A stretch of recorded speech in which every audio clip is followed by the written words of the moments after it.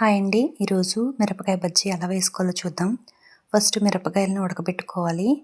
తగినంత పిండి తీసుకుని దాంట్లో రుచికి సరిపడా చిటికెడు సాల్ట్ వేసుకుని ముందుగానే కలుపుకోవాలి.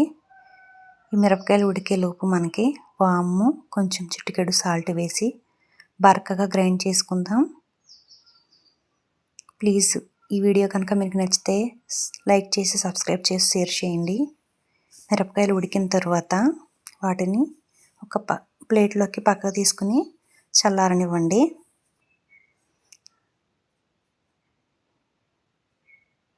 ఈ విధంగా మగ్గించడం వల్ల అందులో ఉన్న కారం అంతా పోతుంది, లేదంటే మనకి ఎసిడిటీ ప్రాబ్లమ్స్ అనేవి వస్తాయి. ఇలా బరకగా పట్టుకున్నటువంటి వామ్ పౌడర్ని మిరపకాయల్లో సన్నగా చీలిక పెట్టి అందులో స్టఫ్ చేసుకోవాలి. శనగపిండిని ఇలా జారుడుగా కలుపుకోవాలండి. ఈ గ్యాప్లోనే మనం బాణీలో ఆయిల్ వేసుకుని సిమ్లో పెట్టి హీట్ అవుతూ ఉంటుంది. ఇది మనం స్టఫ్ చేసుకునే గ్యాప్లో ఈ విధంగా మనం మిరపకాయలని స్టఫ్ చేసుకోవాలి. ఆయిల్ హీట్ అయిందో లేదో తెలుసుకోవడం కోసం చిన్న చింతపండు రవ్వని వేసి చూడండి.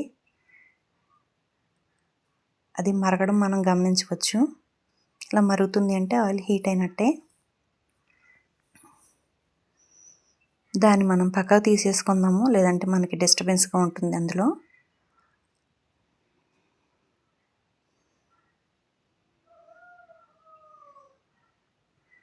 ఇప్పుడు ఒక్కొక్క మిరపకాయ మనం పిండిలో అలా ముంచి హీట్ అయిన ఆయిల్లో అలా జస్ట్ వదిలేయండి. మరీ జోరైతే పిండి అనేది మనకి మిరపకాయకి అంటుకోదు.